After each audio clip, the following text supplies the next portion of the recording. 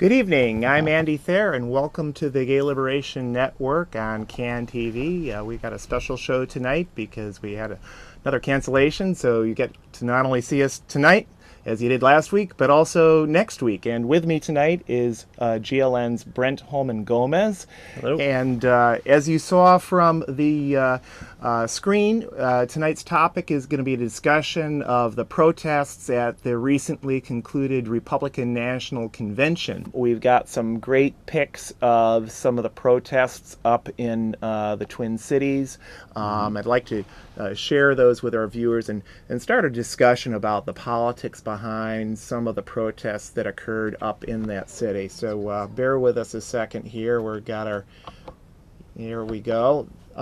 This was the opening rally, and on the Labor Day, ultimately about 15,000 people participated in this. I'm just going to scroll through a couple of quick pics here. This is, you see the Minnesota State Capitol building in the background there.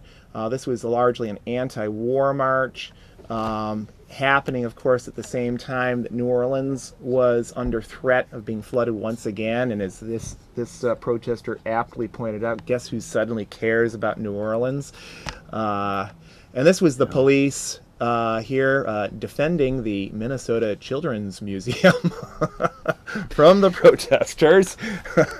These are stellar pics. Complete riot gear with gas masks and everything else. Another line of cops. Rock veterans against the war were in the house. And there was a great contingent of those folks up there, I'm told. These pictures are courtesy of our own Chicago indie media. There's many, many more pics up there, so go visit that website if you want to see some more. Let's talk about the politics of the protest. You saw on your screen just a little bit ago some protests against the war. Again, some 15,000 people protested. This is a pretty small town. St. Paul, Minnesota is a pretty small town, I'm told. Yet some 15,000 people came out for that Purdy March. You saw the cops loaded for bear. I'm going to get up on the screen here and we can continue this discussion. Here's a picture of the U.S. Coast Guard on the Mississippi River. You see they got a nice gun up front there. This journalist friend of ours witnessed one of the so-called direct actions that happened. What they were basically doing is they were dragging newspaper boxes and barricades into these intersections around the convention center to try to prevent the delegates from arriving at the convention center. This is how the police responded: tear gas, rubber bullets, percussion grenades.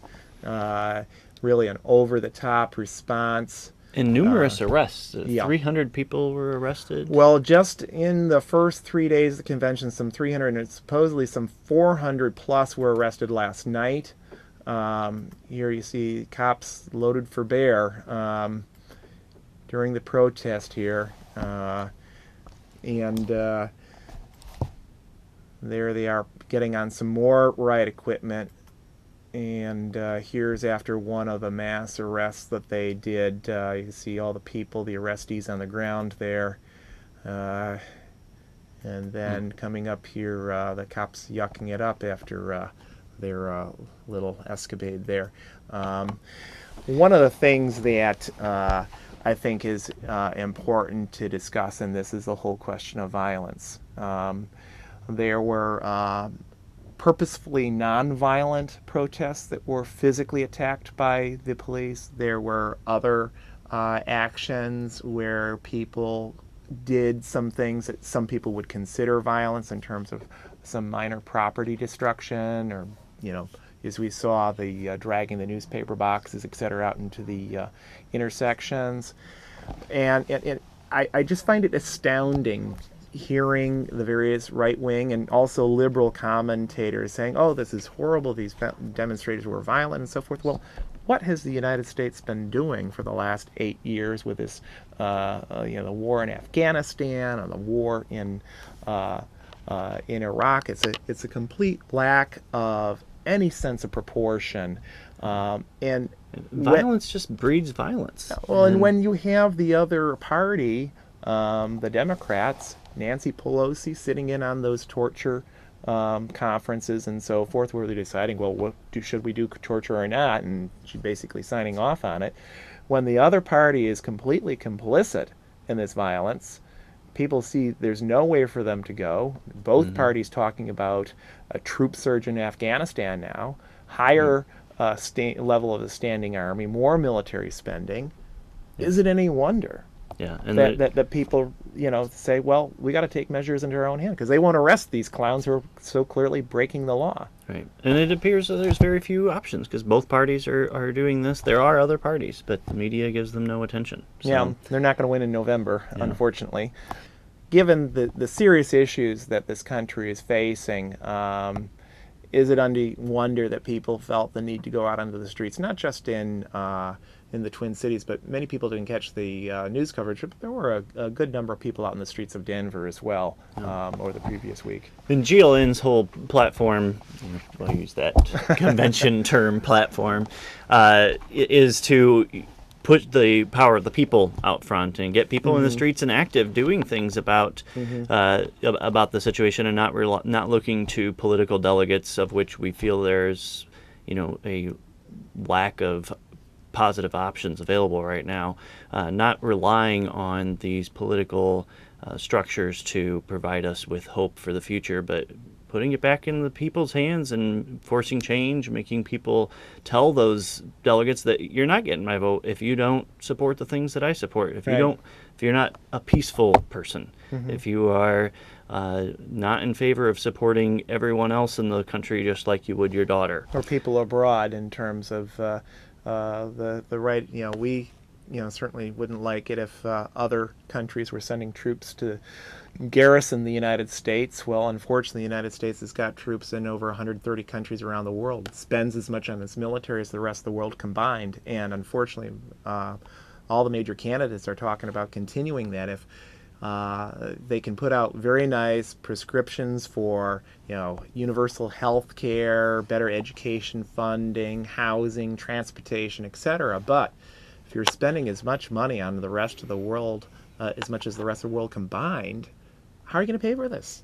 Is it just more lies, like Obama saying that he wouldn't support the FISA bill in terms of amnesty for the big corporations, or campaign funding, public campaign funding? I mean, there's any number of things you can point to in terms of major candidates where neither of them have been aboard the so-called Straight Talk Express. And I think it's important to say that this isn't the first time we've been faced with this choice. It's every single time there's this choice. And the real times when you've seen the expansion of civil rights, the expansion of freedoms for people in this country, have always been when regular folks have gotten out in the streets, not unlike the way we saw in the Twin Cities this past week, and people demanded end to these horrible wars abroad and so forth.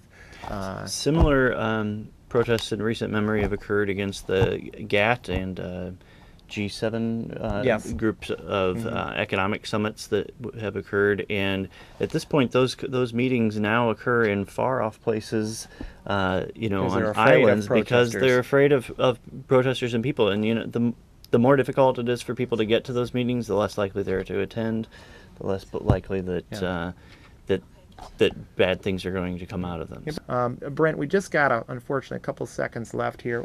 Closing thought, if you will. The convention was sad, and it's the Republican convention in particular, and the Democratic convention was sad, and it's police violence, terrorism against our community, the peace community, and unfortunately, neither candidate presents a lot of great options for gays or for the war.